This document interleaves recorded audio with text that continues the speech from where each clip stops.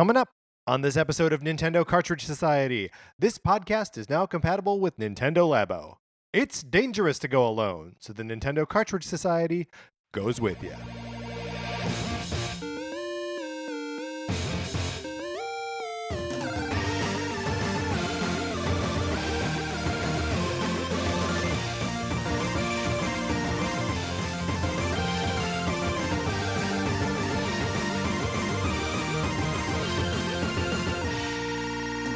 Welcome to Nintendo Cartridge Society. My name is Patrick Ellers. I am joined, as always, by my co-host, Mark Mitchell. We've got a good show for you today. We are going to be talking about the news from the week, including Capcom and the Pokemon Company finally getting on board with the Switch. And then on Thursday, we've got our review discussion of Mario Tennis Aces. So come back for that. But Mark, in the meantime, before we get to Mario Tennis Aces, before we get to Capcom and the Pokemon Company, how are you? I'm doing pretty good. They, at work, they're using a new air freshener in the bathroom that smells kind of like watermelon Airheads. So how could I complain about anything? Well, there's no way to do like a air freshener, like a fruit flavored air freshener that doesn't just smell like candy, right? They're all candy smells. Yeah, I think like the danger is that sometimes if it's not candy, it's just like kind of gross smelling. It's too chemically. Yes. Well, it's a fine line between candy and chemical. That's right, especially in the bathroom. And I would say just avoid eating altogether in the bathroom. Just avoid it, even if you think it's candy. Quick tips up at the top of the show. Don't eat candy in the bathroom. Here's something you can do for us. You could rate? What did I say? Rate and review our show on Apple Podcasts. We could like truncate that into one word. It might save us some oxygen, airtime. Yeah, that's true. This is something that not a lot of people know about the show. We are recording it with a limited amount of oxygen. We are recording from miles below the ocean surface, and we are running out of air. Mark showing signs of the bends. We would love for you to rate and review us on Apple Podcasts. It's how people find the show, and it makes us feel good. So if you could do that, that would be lovely. If you want to follow us on Twitter, I'm at Patrick_Ellers. Mark's at MK Mitchell. The show is at Nincart Society. There's a Facebook page, which is just Nintendo Cartridge Society. All of that is great, but here's what we really need. Yeah, here's something that's even greater. This is perhaps the greatest. We are going to be determining the top 8 RPGs on Nintendo platforms. Of all time. Of all time. Now, 8, why 8, you say? Why did you just say 5? 8 because Octopath Traveler is going to be coming out, and we think maybe it deserves a spot in there. We don't know. If nothing else, we like the synergy between absolutely the game and this idea. So on August 2nd, we are going to have a conversation about what the 8 best Nintendo RPGs are, and not just Nintendo RPGs that appear on Nintendo platforms. Will we be talking about Square Enix games? You bet we are. But if you want your favorites repped in that, you got to email us at Nintendo Cartridge Society at gmail.com. And if there's, if you want to be like, hey, don't you dare put a Paper Mario game on there, you need to email us that, because otherwise we might put one on there. Yeah, you never know. We're crazy like that. We are crazy like that. So anyway, get those in sooner rather than later, and then they'll go on our list and in our discussion, and everyone will have fun. All right, Mark, let's get into what we've been playing.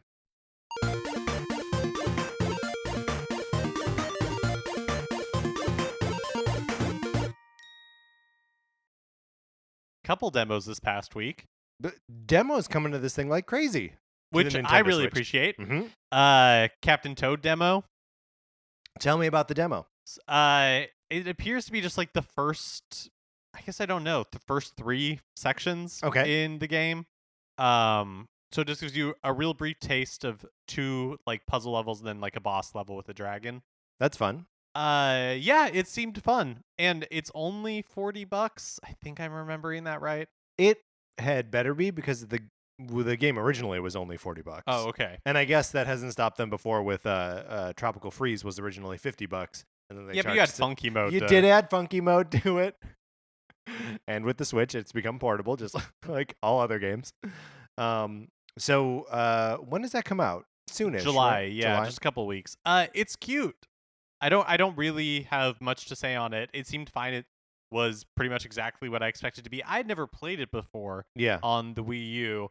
If I were to pick it up, I'd pick it up on Switch, and I'm kind of considering it after the demo. Yeah. There are some of the levels in the so the Switch version has new Mario Odyssey related content in it. I assume it's not part of the demo. But it is in place of some of it's like 3 or something levels that are ripped from Super Mario 3D World. So like there's actually content in the Wii U version that's not going to be in these two that are coming out on the other platforms.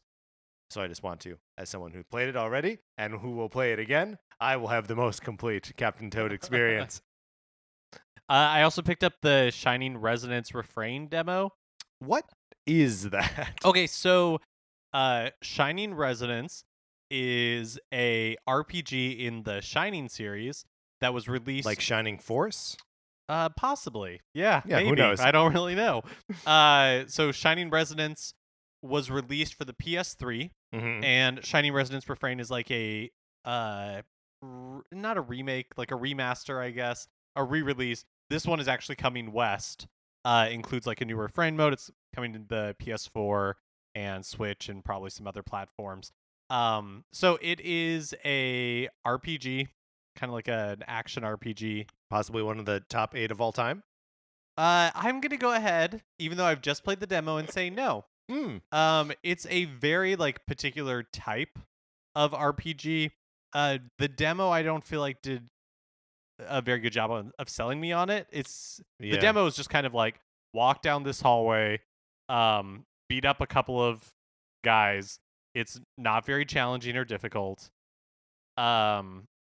It's interesting because it's seemingly you will control like a party, but you don't actually have like direct control over them. You're playing as one guy who can kind of like issue commands and be like, attack, heal me, or like hold or whatever, but you don't actually have the opportunity to control your party members. Yeah.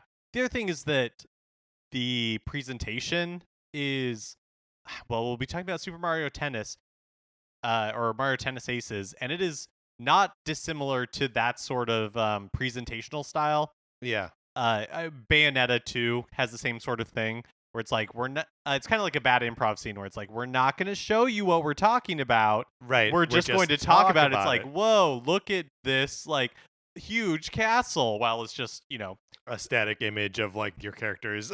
Right. Exactly. Yeah. And that's the kind of storytelling with some like cuts to fully rendered cutscenes, but it's not done very seamlessly. Yeah. Full of seams. It is not my thing. Yeah, sure. What made you pick it up? Because it's a demo, and like I think I might as well like try it out. You're the demo totally man. Risk-free. Yeah. You are the demo. I'm the demolition man. Yes, thank you. Does that make me Wesley Snipes? Mathematically, I think that's true. I think it's true too. Obviously, we both have been playing Mario Tennis Aces. We will be talking more about that and its peculiar presentation style on Thursday. I am also currently playing or replaying Golden Sun. Now, is this in preparation for it is top 8 RPGs? It is, because I remember liking it, and I really want to see if I would still like it. And you're in the mood for some more Camelot games. I'm in the mood for some more Camelot games. Give me all them Camelot. Mario Tennis Aces is also a Camelot game. And I'm like maybe an hour and a half, 2 hours into it, and I forgot that it starts very slowly. It's a JRPG, so like that's of course it does. Was it originally released for the Game Boy? Game Boy Advance. Oh, okay. So weirdly they were developing an RPG for the Nintendo 64, and they could see like the writing on the wall that the N64 was going down, and so they were like, okay, well let's port this thing over, or like take the story ideas and the mechanics and make the graphics to put it on Game Boy Advance. But then they realized as they were doing it that it wouldn't fit on, that the whole game wouldn't fit on a single Game Boy Advance cartridge. And so that's why there's Golden Sun and Golden Sun Lost something, the sequel to it, which takes place in the same universe and has the same characters in it, but like you're playing as the bad guys in it. So like originally it was all one experience on the Nintendo 64. They saw that wasn't going to work and sunset that and brought out these 2 Game Boy Advance games. Oh. So now I'm like, well, there's a lot to this game I didn't know back when I was, 14 and like putzing my way through them. So, yeah, I'm just trying to give myself a full impression of what Golden Sun actually is, because I realized that I'd forgotten most of it. Though I don't know how much more I can force myself through. So not through this loving game. it. Probably not going on my list of top 8. But I've been wrong before. Mark, that's what we've been playing this last week. Let's get into the new releases and what we might be playing next week.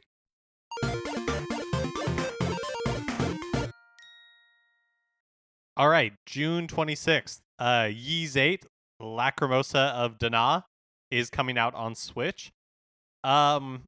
So I am kind of interested in this game. I've heard that Ys 8 is a really, really good RPG. Okay. From what is Lacrimosa of Dana, whatever, is that just a subtitle for the game, or is that like a special like edition release of it? Pretty sure it's just the subtitle of the okay. game. All right.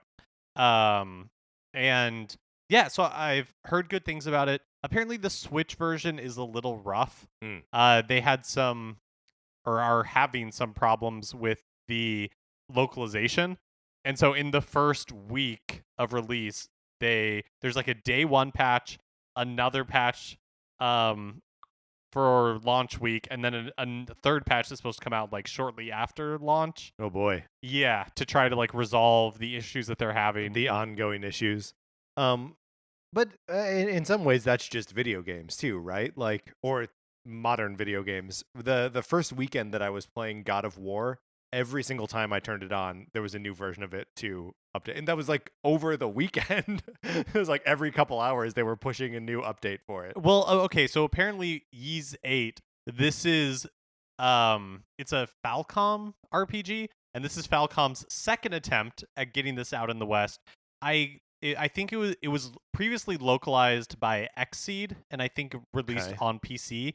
And apparently that localization was really bad, like just like kind of like poorly written. Yeah. And so, now NIS America is having their go at it, and they released it on consoles, and they're also having like problems where the localization will sometimes just have like Japanese text. Oops. Or the spacing will be off, or like lines will repeat, and just all stuff like that. So the reviews have been kind of so on the Switch version, but it's also available on like the PS4 and stuff. Sure. And you're curious about it. Mm-hmm. One of your New Year's resolutions, if I recall correctly, was to get into more like translations of games, fan translations. Yeah. Is your interest in this game sort of born out of that? No. Maybe I can say yes, so that way if I do buy this, I can use that to check off. Did you just check that whole thing off? Yep, to be like, oh, purchased one game. That's good enough. Now, I've purchased at least one fighting game this year. Does that mean that I have achieved my get into fighting games goal? Well, I mean, I assume we're going to at some point at the end of the year like look back on our resolutions to see if we achieved them. So we're almost in July, and I'm gonna say yeah, sure, we're halfway there. We're halfway through the year. We're doing it. De Blob comes out. Mario, which longtime listeners will know that I played on the Wii. Barely remember. Was kind of interested in this, but you're always interested in it when it pops up. You're always like, ooh, De Blob. Yeah, but I don't think I'm gonna buy it. So there you go. Mario plus Rabbids Kingdom Battle Donkey Kong Adventure is out, which I actually understand has already popped. That it's just has already, at the time that we are recording this on Monday night, that is just like available. Oh, okay. Well, but Tuesday is the release date for it. Lumina's remastered, and then on the 27th, tomorrow, Pokemon Quest is coming out on your mobile phone. So if you can't get enough of it on your Switch, or you don't have a Switch, then you can pick it up on mobile. Did I just chuckle at the idea of someone not having a Switch? I kind of did, didn't I? My mom is going to buy a Switch for her grandkids. That's very sweet. Yeah, I'm very excited. Or like she's going to keep it at her house, right? So it's like a treat for Grammy's house when they like go and visit. That's nice. Yeah. My mother just had like full knee replacement surgery on her right knee. And my mother is a big tennis player. She likes to play tennis a lot, and I've been spending most of the weekend playing Mario Tennis. And I keep thinking, like, would my mother enjoy having this? Like, if I sent her a Switch with Mario Tennis, is that something she could possibly enjoy? And the answer is obviously not. Yeah, I was going to say no, but what a nice thought. What a nice thought. And get well soon, Mrs. Ellers. Thank you. I'm sure she appreciates that. And then on the 28th, Bomb Chicken is coming out. Bomb Chicken. And Limbo and Inside are both releasing. The Neo Geo game for the week is Money Puzzle Exchanger. Here's an important thing to know.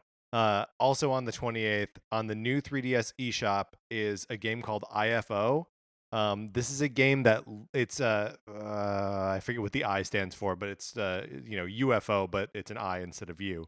And it looks like a Mr. Game & Watch style like LED game.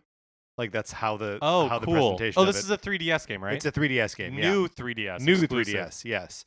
And I have a new 3DS, so I'm gonna play this game. Those Game & Watch graphics are really pushing the 3DS to the edge. I wonder if it'll be in 3D or if it'll just be flat. Did I already mention Limbo and Inside are both releasing? You did already mention Limbo and Inside. Have you played either of those games before? No. There's that one GIF from Limbo, I think it is, where the kid just like walking along, doing the platforming kind of thing I assume you do in this game, and then like the spider thing comes out of the shadows. That's a big nope. I'm pretty much out. So because of the surprise, because of spiders. All the above. You don't want to be scared. I don't want to be scared. Don't like spiders. Those games both seem like they're right up my alley. Mm-hmm. That's it. I don't know if I'm gonna end up getting them or what, but like, every time I see something for either Limbo or Inside, I'm like, oh, that actually seems really cool. And everyone speaks so highly of both those games. It is dumb for me to not act on it at some point. And then on June 29th, Wolfenstein 2, the new Colossus, is coming out, and Crash Bandicoot Insane Trilogy finally be released, which I'm excited about because that means we never have to speak of it ever again. Unless, of course, that's what we want to do next week's episode on. Crash Bandicoot. It'd be torture for both of us. It's crazy that like those are the Friday releases are Wolfenstein 2 and Crash Bandicoot. Yeah. Welcome to the Nintendo Switch in the year 2018. Yeah, it's awesome. Forgot what year it was. Oh, and then on July 2nd, which will technically, I think, be next week. I think the second is Monday. The new Nintendo 2DS XL Hylian. How do you say that? Yeah, you say Hylian. Yes. It's you would want to say like Hyrulean or something, right? But that's not what you do. The Hylian Shield Edition comes out. So if you need one more reason to buy another like special edition 2DS XL, new 2DS XL. That's right. That has, I think it comes with like the download code for Link to the Past or something like that. I think it's a Link Between Worlds, actually. Makes sense to me. Look, no one knows, and we're never gonna know. All right, let's move out of the new releases.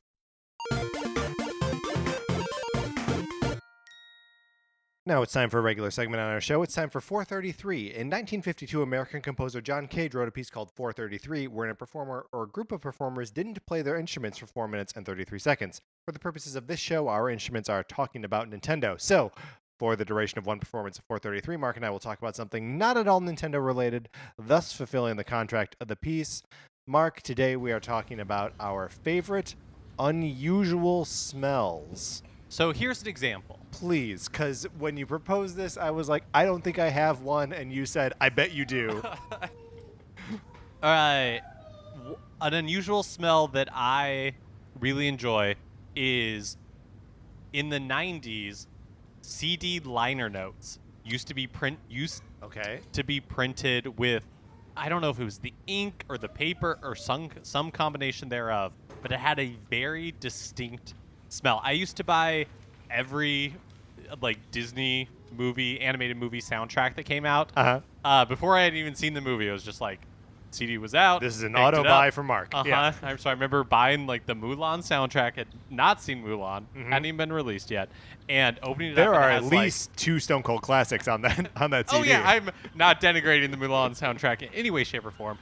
Big missed opportunity that the new live action movie that they're doing will have no singing in it.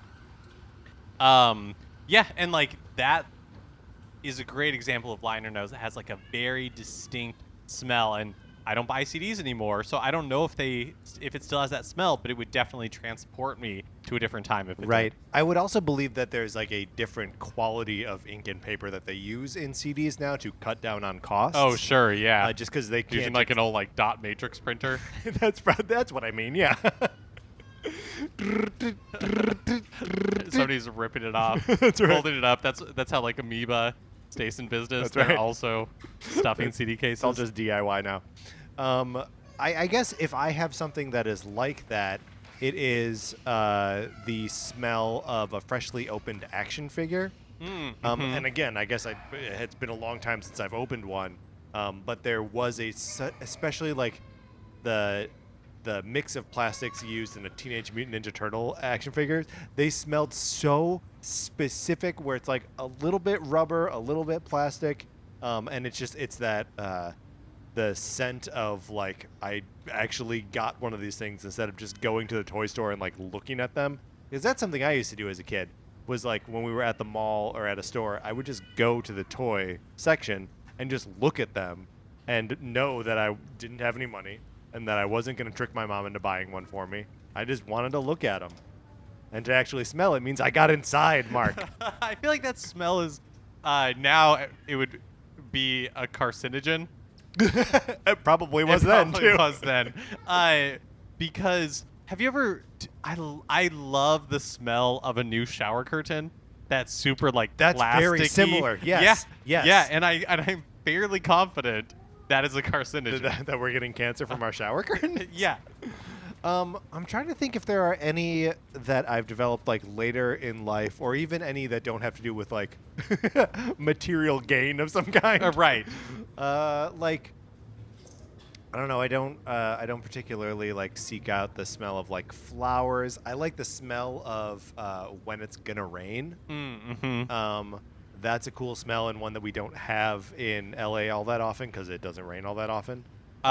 This past weekend, I was walking, and it was very hot outside, and somebody had a hose running, and it was like the smell of hose water on hot pavement.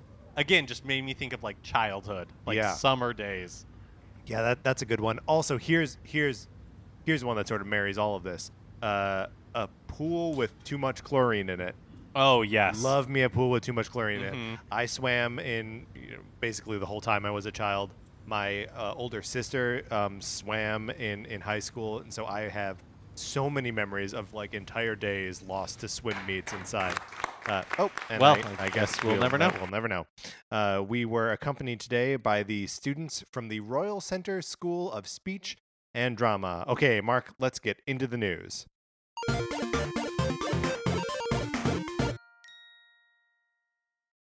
Hey, the NES Classic Edition is coming back to stores this Friday. Hey, did the date for this sort of sneak up on us, or have we known about it for a while? I think we've known about it for a month or so. Okay. I knew that we knew it was coming back, but having an exact date is exciting.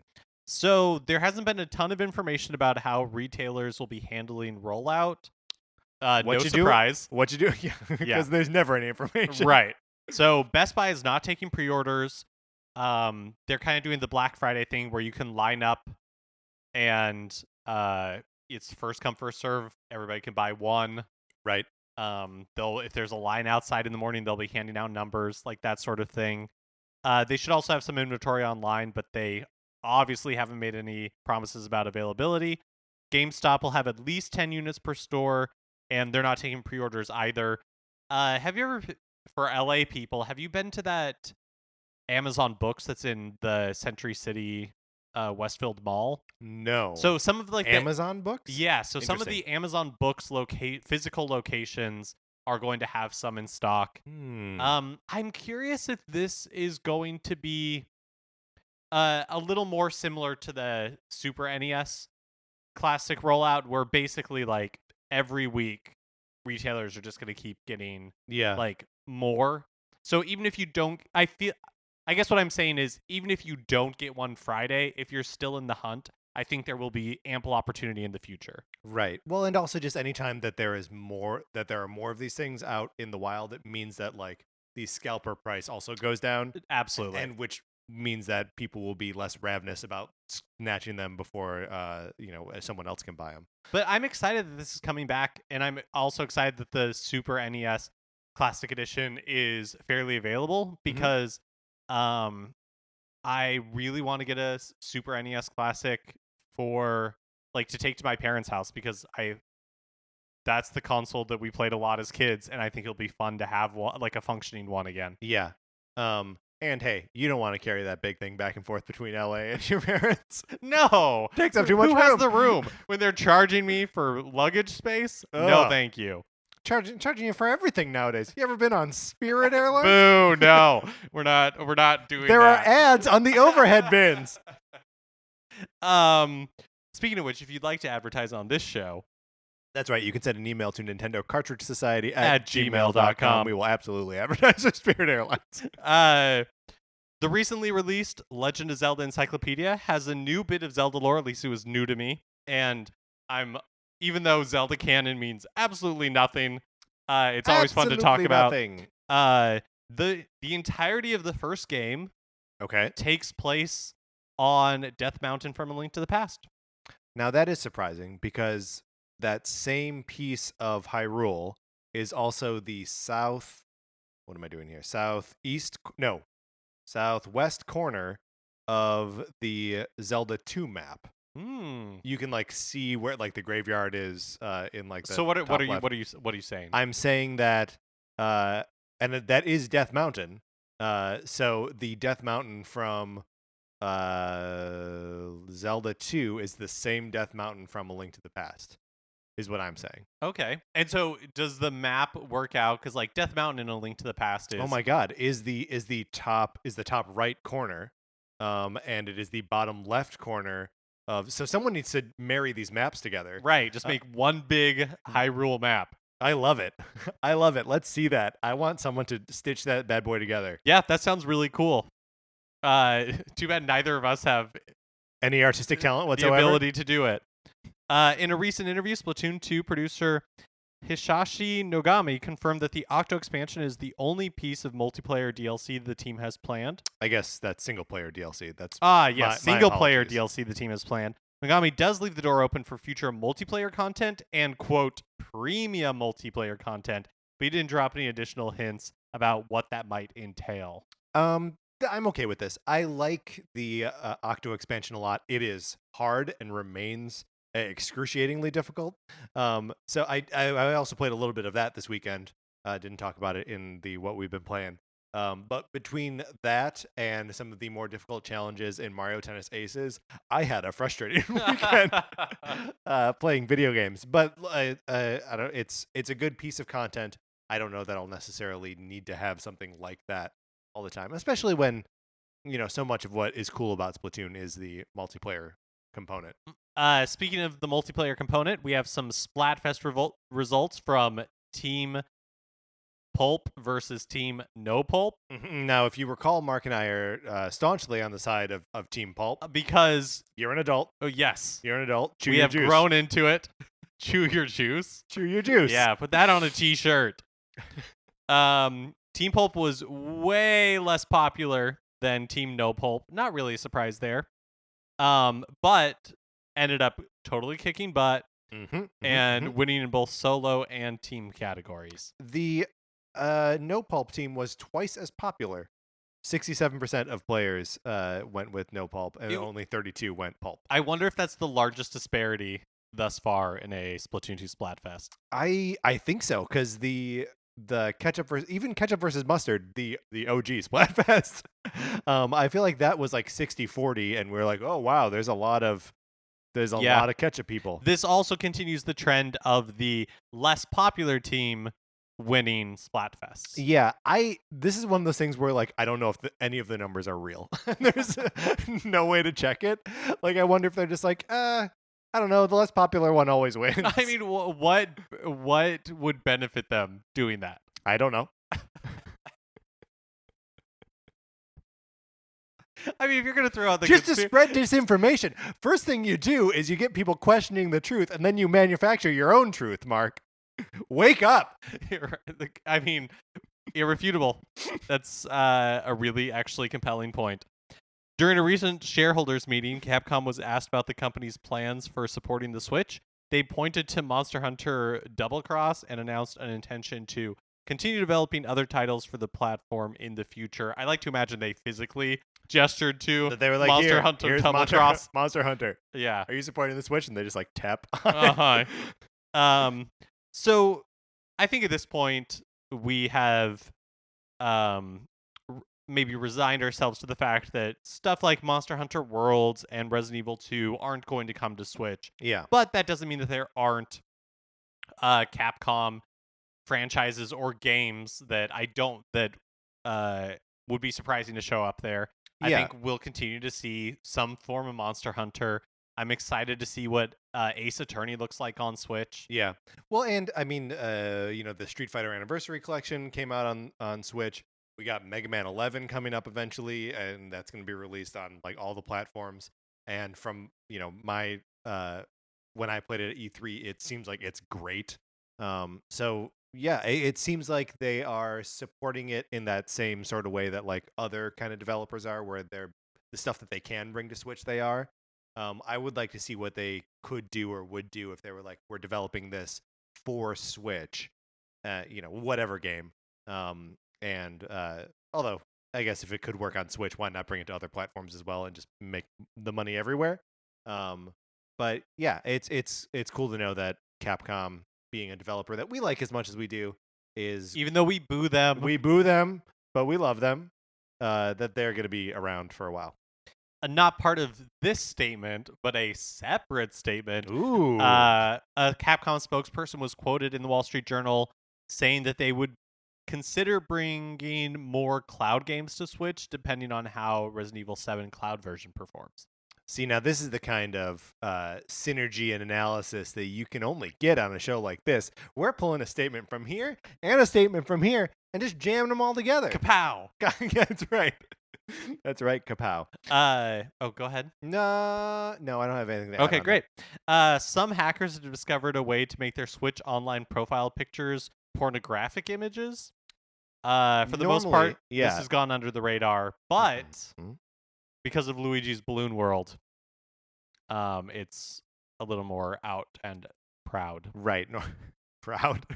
Yeah, normally the only way that you would see someone's profile picture is if you are friends with them and you're checking to see, what games they've been playing or whatever. Right. And so like, if you're friends with somebody who's going to hack their Switch to put a pornographic image in their user avatar, you're not surprised. Right. You're like, oh, Randy. A butt pops up and you're like, thanks, Greg Smith. Yeah, exactly. Putting Greg Smith on blast. It's not what his profile is.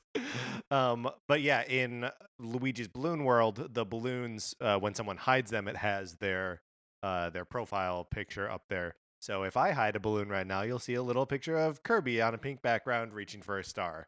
And on someone else's, you'll see like a naked lady. So I guess be warned. Pokemon Company CEO and president. You're really going to have to help me out with this one. Okay, Tsunekazu Ishihara. Yeah, that sounded great. Spoke about why now was the right time to bring Pokemon to Switch. Ishihara, you'll remember, was originally skeptical of the device. He told Nintendo that the system was not going to be successful prior to its release. Oops. So here are some quotes. I don't know if this has the ability to persuade the people who said a year ago that the Nintendo Switch wouldn't sell, and then he laughs. But up until that point, a machine that integrated both handheld functionality and a home console was unheard of. So to be honest, it was hard to know how it would sell. I didn't see it selling. However, the overwhelming fun of The Legend of Zelda Breath of the Wild made it popular. I think that had a big impact. It's so refreshing to hear this guy be like, I didn't think it was going to be good. I didn't think anyone was going to care. But Yeah. like, but Breath of the Wild, wow. Breath of the Wild, man, what a game. He sounds like anyone who's talking about video games right now, right? He also talks about some other games, saying, quote, Mario Kart 8 Deluxe and Super Mario Odyssey, as well as other titles, also had great timing and is helping widespread adoption. On top of that, there are games like Nintendo Labo that include elements you don't normally see in games, so it's the ideal ideal environment for a platform. I think this is a great opportunity for us to introduce new games and bring new experiences that will earn even more fans. So again, that's sort of the like Nintendo Blue Ocean strategy, kind of like reaching out to audiences that aren't just the video game playing audience, while still acknowledging that like Mario Kart and Mario Odyssey, like video game staples, are also, like it's all kind of working together to pull in an audience that is for a platform that is as big as a platform needs to be before a Pokemon game will come to it. Yes, exactly. He actually kind of talks about that a little bit. Oh, was I teeing you up? In the again, that's the kind of stuff right. you're like, kapow. The reason that we can release the title at this point in time, is that we already had begun development at the time that the Nintendo Switch launched. That's the point where thoughts like, maybe the hardware won't sell, change to a feeling of, our game will give this platform traction. In a way, our second title this time around will be one of the driving factors behind that. So is he already saying Pokemon Gen 8, when it comes out in 2019, that's going to be a system seller? Yeah, I think so. He's calling a shot. Well, I mean, if you're, what is his title? The CEO of the Pokemon company? President and CEO, yeah. Yeah, I think that's like a pretty safe bet. All right, Ishihara, just calm down. Flip Grip, a Kickstarted accessory that will allow handheld Switch users to play games in vertical mode, met its Kickstarter goal of $42,500 almost immediately. So if you're looking for a way to play Versus Punch-Out or Donkey Kong both vertically and horizontally, you got an accessory to help you do that. Have you seen this thing? Yeah, it's really cool. It seems like a nice like form factor and everything, and even like, I don't know, it looks nice that you can play games on the go. Yeah, so basically what you do is vertically. the Switch like console like tablet part, you Mm-hmm. you turn vertically and then lock it into place, then you slide your Joy-Cons into the sides of the grip. So basically you can play the arcade type games using all the real estate of the screen. Yeah, because otherwise, if you're playing it on, like when I play Donkey Kong on my TV, there are black bars on the side because it's emulating the the actual like what do you call it, the length by width. Yeah, like the aspect ratio. Yeah, of like the arcade cabinet. right. And if you can just turn the Switch on its side and then slap the Joy-Cons on the side, then you've got like the whole screen there. Yeah, and so a $12 pledge gets you one of these grips.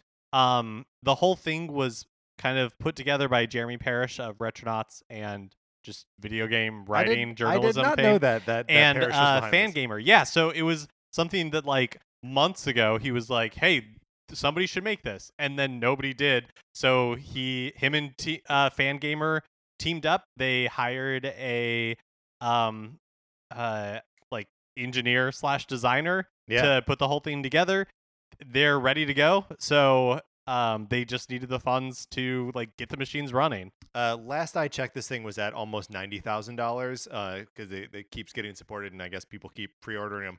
$12 is like nothing. Yeah. Are you tempted by this thing? I don't play enough arcade games to make it worthwhile, but for $12, $12 again is almost nothing. Yeah. So I may dip in and grab one of these too. I don't play the Switch portably really all that much, and it does seem weird that like well, I gotta bring the extra accessory so I can play Donkey Kong on the plane. But like, I don't know, maybe I'll do that. Nintendo pushed an update for Mario Kart 8 Deluxe yesterday that makes the game Labo compatible now. What does that mean, Mark? So the bike handle thing that you can build Yes. in the variety kit? Mm-hmm. So you can control Mario Kart that way now, which makes total sense. That's a great synergy. Especially because there are bikes in that game. Also, Nintendo announced a new Labo creator contest. Contest? Labo creator contest. There we go. Asking users to submit their own musical instruments and games. You can upload a video of your Labo creation to YouTube. The contest runs July 19th to August 20th. Contestants can win a Labo-themed Switch console and dock and a Labo jacket. Do you see this Labo jacket? No, but it sounds cool. It's pretty cool. And then runners-up can win custom Labo-themed Joy-Cons and the aforementioned jacket. So really, if you're a runner-up, you're a real winner. You get, I mean, basically, you don't get the Switch, I guess. Yeah, but you already own one. You already have one, right? That's right. Or someone has been very patient with you while you're borrowing theirs. Yeah. Really, honing in on your cardboard saxophone. Yeah, but I mean, if they're letting you borrow it for that long, you It's could probably yours. just keep It's it and yours. nobody's going to say anything. Yeah. Squatters' rights. It'd be That's nice. how things work, right? That is how things work. Possession is 9/10 of the law. But then you could gift them a special Labo-themed Switch. Although you're the Labo maniac. I was going to say, you could, but get to you're keep 'em not both. gonna because you were been hoarding somebody else's Switch. So when a second Switch comes along, you're going to be like Smaug and just keep That's right. collecting as many Switches as you can get, you no one's gonna get monster. near You Labo freak. Sorry, I got It's little okay. worked You got up worked there. up. It's fine. Look, we bear Just no return ill things will. that you borrow. Okay, I'm not going to. Do you want your copy of the Link Between Worlds back? I'll give it back to you, Mark. You Also- Link Between Worlds Smaug. I am still missing my copy of Sonic Forces, by the way. Not Mark related, but someone is a Sonic Forces Smaug. Okay. Everyone, I hope you're sitting down. I know we are. We are. We have some really big news. Pocket Rumble has a release date. Oh. July 5th. It's coming out on Switch. Yes. And Probably. I mean, they're selling confidence on it, but I've been burned before. That's right. I'm not even buying this game, but It's like $8, Mark. Why not? Yeah, obviously this is a game that I've been waiting for since March of last year. Yeah, I don't even know what we're going to do when this is actually released. I mean, I think we're going to do 4 weeks of episodes, 2 a week, just on Pocket Rumble. There are 8 playable characters. You're going to get a whole episode about each one. No, I'm very excited about this. I will believe it when I see it. And what a way to celebrate the day after our nation's independence. Yeah. The 5th of July. And then finally, this week is Summer Games Done Quick. It's supporting Doctors Without Borders. We've talked about Games Done Quick in the past. It's like a speedrunning marathon. Runs 24 hours a day for the entire week. There's some really cool speed runs. I haven't even actually looked at the schedule yet. Right. I haven't had time, but man, I am just really excited to have it back. We should check out some of those and report back on interesting ones next week. Also, if you are watching any Summer Games Done Quick and there's something that you want to bring to our attention, please shoot us an email, Nintendo Cartridge Society at gmail.com, and we'll talk about it on next week's show. There's nothing quite. I don't really know what it is. Like the experience of watching someone like just absolutely break a game and beat it in like 13 minutes when it should be like a 90-hour experience. It just feels so like transgressive and cool and smart, where it's just, I don't know. It's a cool thing, and obviously supporting Doctors Without Borders, which is awesome. Yeah, I like Games Done Quick. Yeah, it's I love awesome Games Done Quick. I love Summer Games Done Quick. I love just being able to like put it on in the background. Yeah, and just have it going again 24 hours a day. Yep, it's pretty great. And everyone running these speed runs is really good about explaining how they're doing what they're doing and why what they're doing is interesting or new, or anything like that. So there's always like at least one person there who's just like calling the shots and letting you know how what's happening on screen is special. All right, Mark, let's close out the news. That is going to do it for this episode of Nintendo Cartridge Society. Remember, please rate, review, subscribe, all that good stuff on Apple Podcasts. If you like the episode, please share it on Facebook or Twitter. It helps us out tremendously. On Twitter, I am at Patrick_Ellers. Mark is at MKE Mitchell. Collectively, we are at Naden Cart Society. The Facebook page is just Nintendo Cartridge Society. If you like Mark and Mine's opinions, we do write about comic books on retconpunch.com. Olivia Duncan made our logo. Our theme music is provided by 8-Bit Betty. You can get more of 8-Bit Betty's music by going to 8bitbetty.com or by listening right now. For my co-host, Mark Mitchell, this is Patrick Ellers saying, I will believe Pocket Rumble is out when Pocket Rumble is out. And thanks for listening.